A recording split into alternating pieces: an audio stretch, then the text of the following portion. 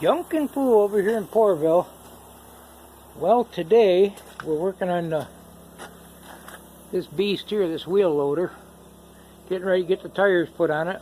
Haven't worked on that much today, but running around and got 2 tires. I'm going to be looking for some more. A couple of them ain't that great, but I'm going to make do with them for now. As long as I don't do over 85, they should be alright. But anyway, went over and picked up the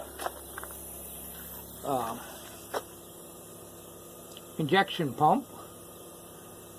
Anybody watch these might have heard me mention it wasn't getting fuel.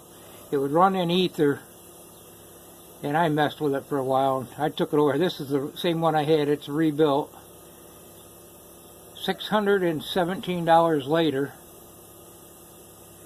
and after I get over there, it says no warranty unless I have the injectors tested,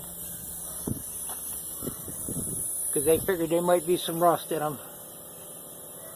So I went to pulling the injectors out. I just got them in there now to keep the weather out of there, and of course they want to rebuild these. There's 6 of them, and they can't give you a price, but I am assuming it was over $600. They're right in the $600 price range. So yeah, them just 2 bolts, a bolt on each side, and you got to wiggle them around and pry them up there. I got them all loose. I said I got them all loose. Oh, yeah. Anyway, yeah, I got them out, but you just got to back and forth. I've had them out already, looking at them. But what I'm going to do, I think I'm going to check a couple other places. I've been calling around. I did find one place that can test them, and I pulled the cap off of that one right there, and there is some rust in there, so I better get them done. Or replaced or cleaned or whatever. I think I'm going to try to clean them. But I got them all out of there. Might have to wiggle them a little bit more and just slid them back in there. I used to do this before. I worked for a place, one of the places I'm going to go, and pull them out and pull the pumps off, and big old motors, way bigger than this one, a lot of diesel stuff.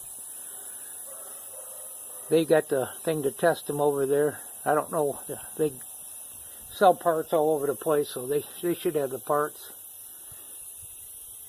And the pump, or the injection pump, I was looking on eBay. I was finding them for $800-900, and I wasn't so sure it was the right one. The numbers weren't telling me the same thing I had here. So yeah, they purdied it all up, and I wasn't going to pull out of the bag. And I had a bad solenoid in here, and they charged me like $75 for that thing. There's the timing window right there. Oh no, that ain't. Let me see, I got it backwards here. Yeah, there's the timing window, so it should all be in time. I just got to double check, pull them 2 screws out. Then I got to put the pump on, and then put this gear on it, and I got this marked. Got a couple marks here. They had it marked with, there's a mark there. I took the Dremel to it, and that tooth right there. Oh, I got the other cover on, so I can't show you that. Trying to keep it out of the weather the best I can. That's the reason it ain't running now. So these things are crazy. They put the batteries behind the wheels, and I actually ordered a manual for this, and it's got pretty much everything except for stuff on the injection pump. It cost me $80. I've had that for a while. So these batteries, when I change the tires, they're not going back in there. These ones are junk. They're going to be mounted up here someplace, probably. And then the fuel tank, spending that kind of money, I'm not sure how clean that is, but you can see you can't get the fuel tank out because the motor's sitting on top of it. I don't believe there's any way to get that out, but probably going to end up pulling the motor. There's like a coupling that goes between the transmission up in there and the torque converter. It's not a stick shift, it's a hydrostatic or whatever they call it. But anyway, there's a coupler in there, and I see it's supposed to be some kind of fiberglass stuff, and the guy I bought it from, that was supposed to be what was wrong with it when I bought it. And I did fire it up there on ether, And I thought it was just a matter of changing a few lines and it would prime up and work, but so it didn't. So, but it set for a long time, so it may have ran. This thing's set up with a heater in it. It's got to be all put back together. And that book shows you what each one of these pumps is for, and I hope I don't have to get into any of that stuff, but I got this tire somewhat jacked up, blocked up. Ain't quite high enough. I got to do some more blocking and jacking up. But I thought I'd get it to fire up, and hopefully it'll move, because there is like a cable that's unhooked that, according to the book, is supposed to be the drive cable, so I may not have to pull the engine. So yeah, this cover here, if you pull it off, it's got the marks. I unhooked the battery, make sure I didn't accidentally roll it over, because everything's still in time. It ought to be fun to play with. Lift the old cars up and saved all the antifreeze, caught 99% of it, and put it in a garage so it didn't rain and overfill. Got the top, well, this is all loose here too. I just got one bolt in it. That's a heavy thing. Had to move that to get the radiator out. My hose is leaking. There's a radiator out of that beast. Pretty good shape. I got to put this shroud back on. I got a MIG welder in there, so I can tack that on. That was bad when I got it. I tried to start it and it was a banging away, and I strapped it with a coat hanger, but so yeah, that's a heavy thing. That thing is really heavy.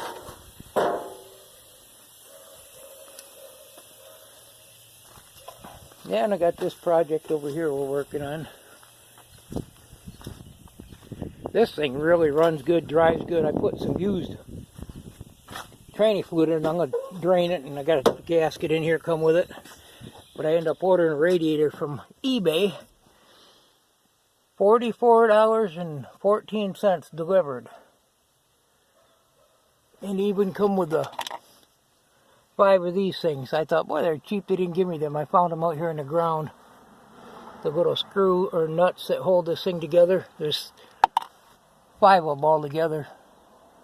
2 on the bottom and 3 on the top. I think that's how it went.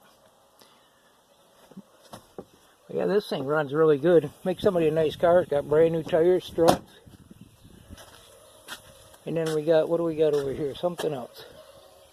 Where'd it go? Here it is, the old radiator. Yeah, these neons, the training lines pop right through there. One side was popped out, and I was trying to get it wiggling around, and then it started pouring antifreeze out. I could have put a cooler on it, but it probably wouldn't have lasted long. Yeah, they're right there. They slide around in there. There's a mosquito or something going in there. They slide right, they fall right in there. And I don't know. I suppose that could be fixed, but I figured for $44 for a brand new one.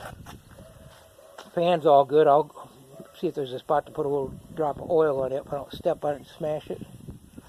So yeah, this is a Junk and Flu over here in Porterville. I've got a few new subscribers. I appreciate it. Try to answer the comments, and I like getting ideas, because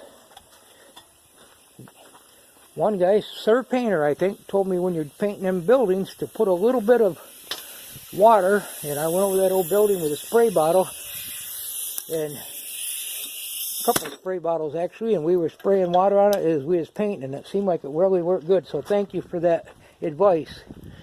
Made our work a lot easier over there. That's one thing I like about YouTube. Everybody has their own talents, and I know I'm not a painter, and I'm really somewhat of a mechanic and jack of all trades, I guess. But so yeah, hopefully for too awful long we'll be getting this project where we can actually use it and go bang some cars around and stack them and just smash them up for the heck of it. I think it's going to be a lot of fun. It's got a, gotta pronounce it right, articulating steering, which means the whole thing turns, not the tires. The body itself splits right here, and it's got a pin right there, so when you move it, is how we got homes on a flatbed semi. Once I get it going, I can pop that out, and I guess that slides out there on bolts on that end. And my well's kind of weak. I'm debating on getting another. I got to bring that thing in and put it under lock and key. The price they wanted. But I'm debating on getting another well. So if I get a new well put in, I'm going to try to record some of that. That's more money than I got. It's close to at least probably $4,500. But I can't run my power washer. Man, I get into some projects where that power washer would be nice. That's a little rusty, but I think that'll clean up there. I think that'll steel wool up and oil that real good, and hopefully it ain't real pitted. But yeah, this is a greasy thing, that's for sure. So yeah, it's junk and fool over here in Greaseville, in Porterville. Thanks for stopping by. And hopefully the next couple of weeks I'll have this at least fired up, probably sooner than that.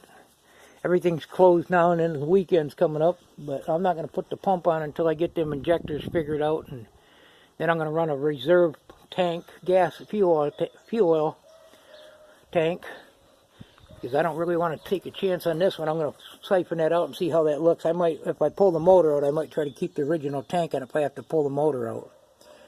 See what it takes to get it out of there and get it flushed out, cleaned out real good. So don't want to fill everything with that overall. But anyway, again, Junk and Fool in Porterville. Thanks for stopping by. Thumbs up, subscribe, go find some junk. Have a great day. Goodbye.